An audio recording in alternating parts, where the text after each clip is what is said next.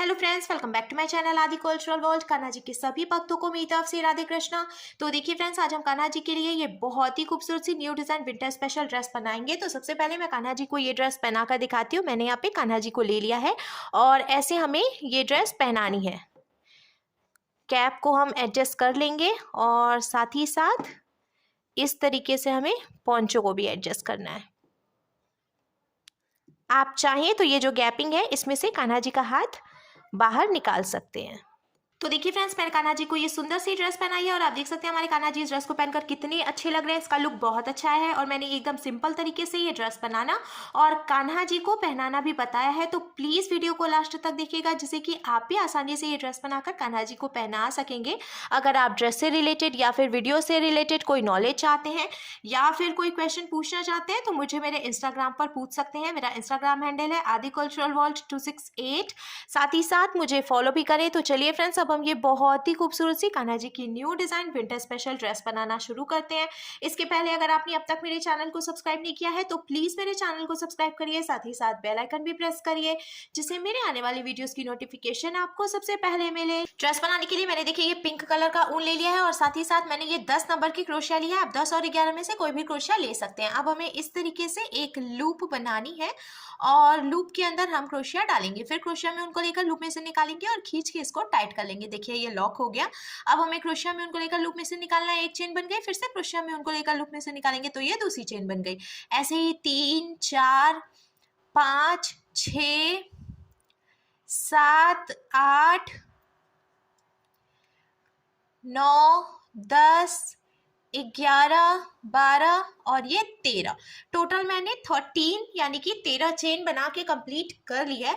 अब हमें single crochet बनानी है। तो पहले हम एक चेन छोड़कर दूसरी चेन में क्रोशिया डालकर उनको फंसाकर निकालेंगे। 2 फंदे हुए, क्रोशिया में उनको लेकर 2 फंदों से निकालेंगे। ये सिंगल क्रोशिया बन गई।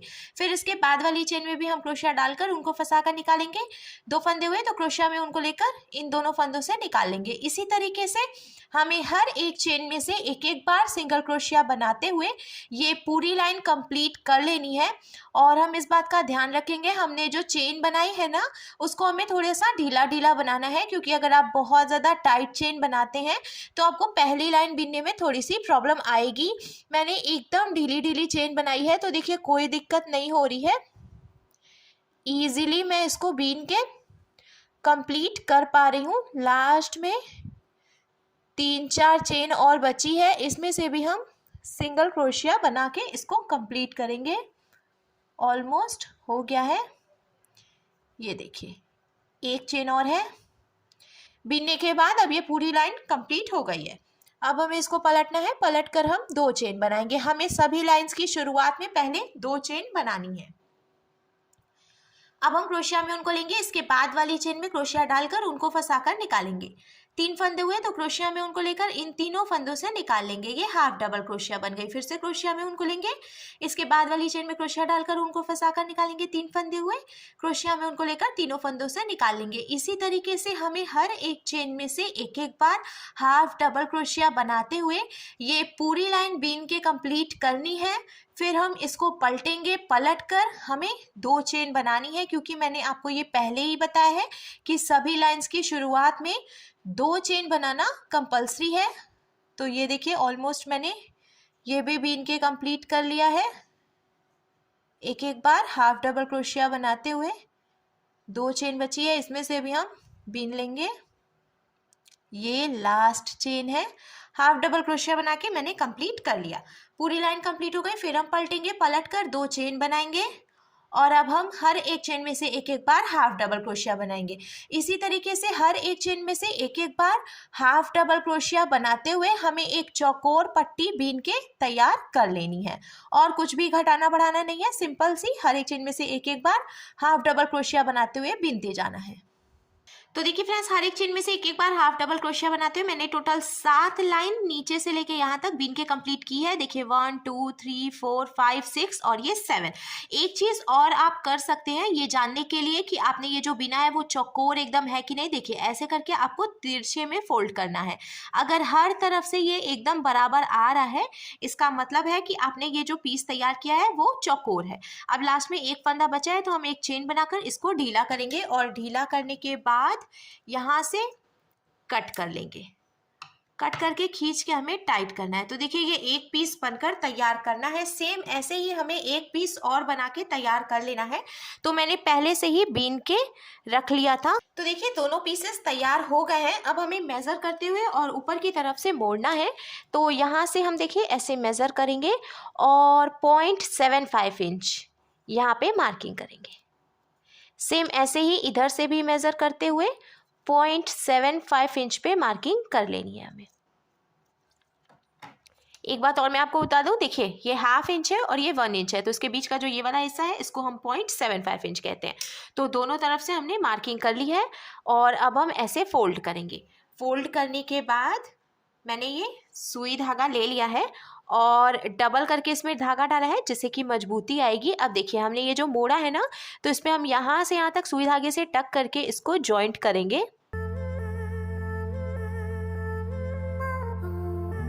तो देखिए फ्रेंड्स, मैंने यहाँ से यहाँ तक सुई धागे से टक करके जॉइंट कर लिया और आप देख सकते हैं आगे की तरफ से इसमें बहुत अच्छी फिनिशिंग आई है। सेम ऐसे ही मैंने ये दूसरा पीस भी फोल्ड करके और सुई धागे से टक करते हुए तैयार कर लिया है। अब हमें इन दोनों पीसेस को भी जॉइंट करना है। तो एक पीस हम सीधा करके रखेंगे और ये जो दूसरा पीस है इसकी सीधी वाली साइड हम अंदर की तरफ रखेंगे इस तरीके से। देखिए ऊपर से हमने जो फोल्ड किया था वो एकदम बराबर करके हमें रखना है और अब यहाँ से यहाँ तक और यहाँ से यहाँ तक सुई धागे से टक करके जॉइंट करना है नीचे की तरफ से, और यहाँ ऊपर से हम खुला छोड़ देंगे। सिर्फ दोनों किनारे से यहाँ से हम सुई धागे से टक करके जॉइंट करेंगे। दोनों ही तरफ से मैंने देखिए सुई धागे से टक करके जॉइंट कर लिया है और जब हम इसको पलट कर सीधा करेंगे तो अब कान्हा जी की बहुत ही सुंदर सी पोंचो बनकर बिल्कुल तैयार है। पर इसी में जॉइंट करके हमें कैप भी बनानी है। तो मैंने फिर से ये पिंक कलर का ऊन ले लिया है और हमें टोटल 8 चेन बना लेनी है। देखिए ये ऐसे हम लॉक करेंगे, फिर 1 2 3 4 5 6 7 और ये 8 चेन हमने बनाई। एक चेन छोड़कर पहले हम सिंगल क्रोशिया बनाएंगे दूसरी चेन में से, और ऐसे ही अब हर एक चेन में से एक एक सिंगल क्रोशिया बना लेंगे। बहुत ही सिंपल और आसान ड्रेस है। अगर आप बिगनर हैं और पहली बार कान्हा जी के लिए पोशाक बना रहे हैं तो भी इजीली ये ड्रेस बनाकर आप कान्हा जी को पहना सकते हैं। तो मैंने देखिए फिर से ये सिंगल क्रोशिया बनाते हुए पूरी लाइन बीन के कंप्लीट कर ली। अब हम 2 चेन बनाएंगे, एक और ये 2, फिर क्रोशिया में उनको लेकर इसके बाद वाली चेन में से हाफ डबल क्रोशिया बनाएंगे जैसे कि हमने पहले बिना था।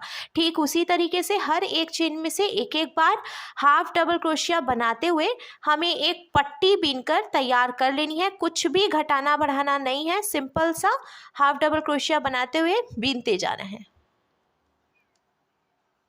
तो देखिए फ्रेंड्स, मैंने total 10 line half double crochet बनाते हुए बीन के कंप्लीट कर ली है और अब हम इसको बीच में से फोल्ड करेंगे। फोल्ड करने के बाद सिर्फ एक तरफ से, इधर की तरफ से हमें इसको सुई धागे से टक करके जॉइंट करना है। बाकी यहाँ से यहाँ तक यानी कि 2 तरफ से हम खुला छोड़ देंगे। तो देखिए फ्रेंड्स, मैंने एक तरफ से सुई धागे से टक करके जॉइंट कर दिया है और जब हम इसको पलट कर सीधा करेंगे तो अब कैप का लुक कुछ ऐसे आ जाएगा। अब हमें ये पोंचो लेना है और एक तरफ से ये देखिए एकदम बीचों बीच में हमें रखना है पोंचो की कैप। एकदम बीचों बीच में हमें ऐसे कैप रखना है सेंटर में, और फिर इधर की तरफ से हम ऐसे सेंटर से रखते हुए फिर लेके आएंगे और यहाँ आगे सेट कर लेंगे। मेज़र करके आप इसको सेट कर सकते हैं। अब यहाँ से हम सुई धागे से टक करना शुरू करेंगे और लास्ट तक जॉइंट कर लेंगे कैप को। आप देख सकते हैं फ्रेंड्स, मैंने पोंचो भी सीधा करके रखा है और कैप को भी मैंने सीधा करके ही रखा है, तो इस बात का आप ध्यान रखें।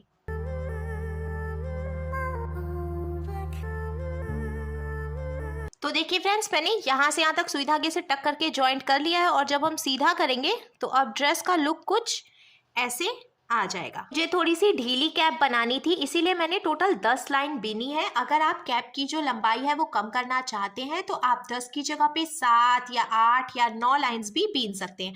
कान्हा जी के सिर के हिसाब से आप कैप की जो लंबाई है वो एडजस्ट कर सकते हैं। अब हमारे कान्हा जी की ड्रेस बनकर बिल्कुल तैयार है।